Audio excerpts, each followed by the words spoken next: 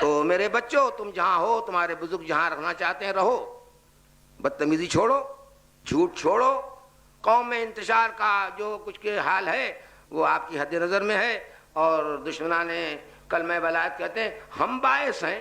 نہیں, یہ وہ جملہ بول رہا جو مختار سے کسی نے کہہ دیا تھا کہ جب یہ پرمیشن لے کے لوٹ رہے تھے راہ میں ایک احمق ملا, کہ مختار کہاں جا رہے ہو؟ کہا ایک ایک کو چن کے ماروں گا, دشمنان اہل بیت میں سے ایک کو نہیں چھوڑوں گا. تو اس خبیث کے منہ سے ہی نکلا انتشار نہ پیدا کرو, سب شانتی ہے رہنے دو. مکالمہ نہیں کیا, بحث نہیں کی, صرف اتنا ہی کہا اور گردن اڑا دی. مختار نامہ یہاں شروع ہوا. تو ان کا ملعون اس وقت تو کہاں تھا جب فرزند رسول الاتش کر رہا تھا اور 72 پر 4 لاکھ کا لشکر؟ اس وقت انتشار نہیں تھا. جب میں ظالم کو سزا دوں تو انتشار ہے عزیزو, جب میں کلمہ ولایت کی تائید کروں تو قوم میں انتشار ہے, جب ماتم حسین کی تائید کروں تو انتشار ہے. اگر یہ تمہاری نظر میں انتشار ہے تو ہماری نظر میں سکون قلب کا اس سے بہتر کوئی نسخہ نہیں ہے. تو شہباب کرم آل محمد کی بارگاہ میں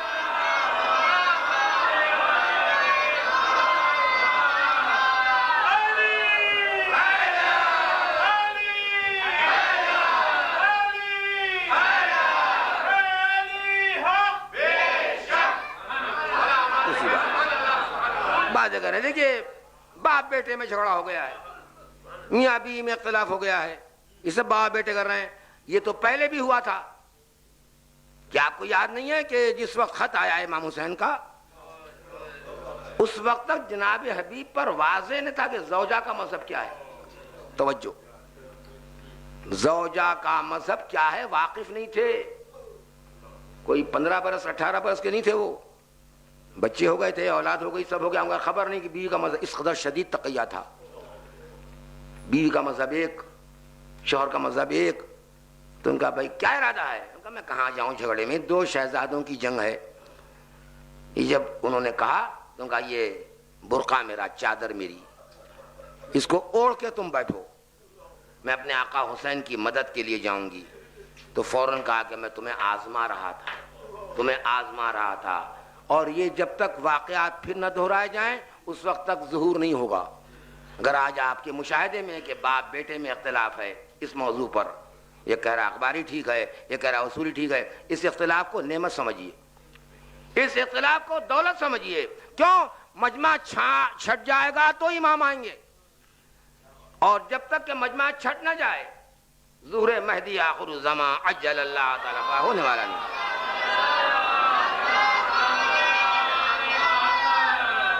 اس سے بہتر کوئی نہ چھوٹے, سب مل کے پڑھیں.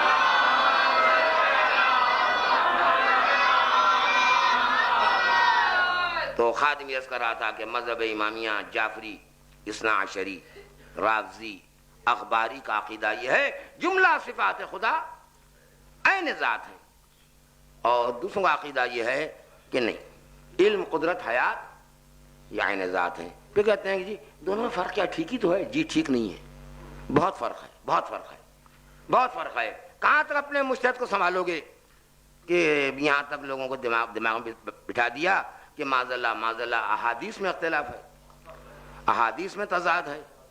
اسی کے نتیجے میں فتوے میں لا حول. آپ کے مجتہد کو نہ قرآن سے تعلق ہے نہ حدیث سے. میں نہیں کہہ رہا ہوں. یکم مارچ کا صدائے جعفریہ پڑھیے, 1992, یاد رکھیے, صدائے جعفریہ 1992, یکم مارچ, صدائے جعفریہ 1992, یکم مارچ, صدائے جعفریہ 1992, یکم مارچ. یاد ہو گیا ہوگا. اس میں آپ کے نائب امام سرکار آیت اللہ خامنئی کا مضمون ہے,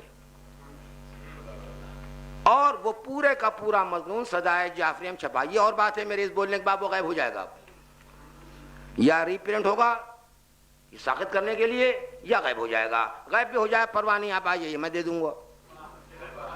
کہاں تک بھاگیں گے آپ؟ اس میں جو فقرات ہے پوری عبارت پڑھنے قابل ہے, مگر میرا موضوع بدل جائے گا. مجھے صرف اثناء راہ میں ادھر آپ کو متوجہ کرتے ہوئے آگے بڑھنا ہے. ایک تحفہ ہو جائے شایان شاعر بات.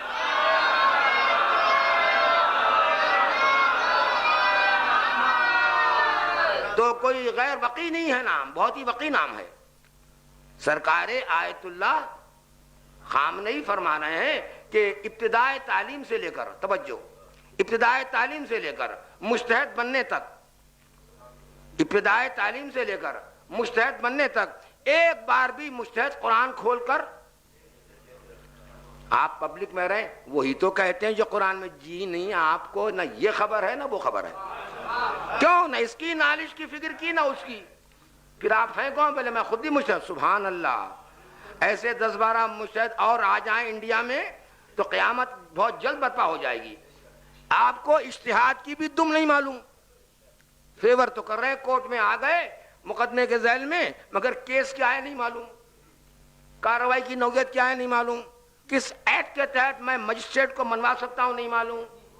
ایسا ایڈوکیٹ دوبارہ پیدا ہونے والا اس وقت جو صورتحال ہے واللہ یہی ہے. اب کچھ نہیں معلوم.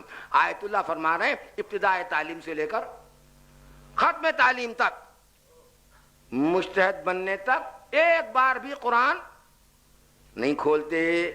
اور قیامت کا جملہ یہ لکھا کہ حوضہ علمیہ میں اگر کوئی تفسیر قرآن بیان کرے تو اس کا خطاب معلوم ہے. جاہل اگر ہوٹل والے بولیں الگ بات ہے، حوضہ علمیہ میں جہلا نہیں ہوتے ہوں گے، وہ اس کو خطاب دیتے ہیں کہ تم جاہل ہیں. تفسیر اہل بیت بیان کرنے والے کو مجتہد سازی کی فیکٹری میں چلے جاؤ تو وہاں کے جتنے میکینک ہیں کیا بولتے ہیں؟ یو آر اے جاہل. اور آپ ہیں عالم، اسی میں بنے گا عالم. آپ کو خبر نہیں نہ اصولی کی نہ اخباری کی، خواہ مخواہ بکنے کی بیماری ہے. ایک تو باب کرم آل محمد کی بات آمد.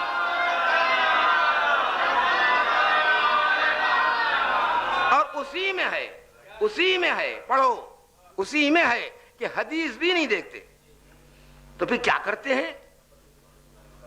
صرف اصول فقہ. یہ کس امام کی پیداوار ہے؟ جبرائیل لائے کہ قرآن کہا جائے، یا علاوہ از قرآن کوئی چیز آئی کہ حدیث قدسی کہا جائے، یا 14 میں سے کسی ایک نے کہا کہ حدیث کہا جائے؟ یہ علم اصول فقہ ٹپکا کہاں سے؟ اس کے موجد اول کون ہیں؟ خبر ہے؟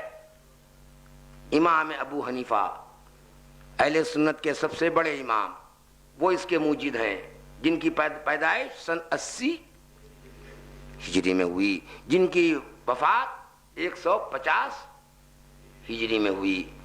یا پھر یہ کہ جس کو اصولی شیعہ مانتے ہیں اور ان کا انکار کیے بغیر، اور حوالہ دیتے ہیں علامہ سیوطی کا کہ وہ اس کے قائل ہیں کہ موجد علم فقہ امام شافعی ہیں.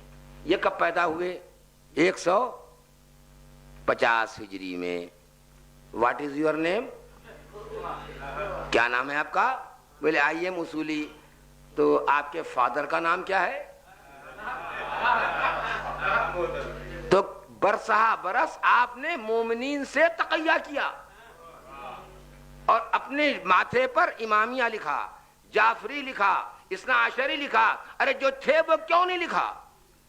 کب وہ لکھ دیں گے تو یہ مقلد بھاگ جائیں گے، سمجھے؟ اچھا اب شروع کرو. نہیں یہ تو اب بھی ہم شروع نہیں کر سکتے. کیوں؟ اس لیے پرانے بھی بھاگ جائیں گے.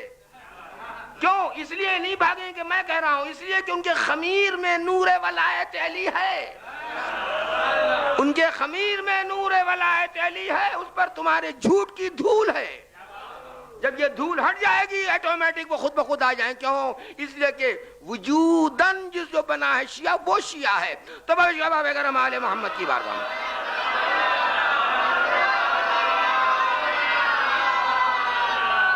اس سے بہتر ایک اور ہو جائے تو خادم کی جواب.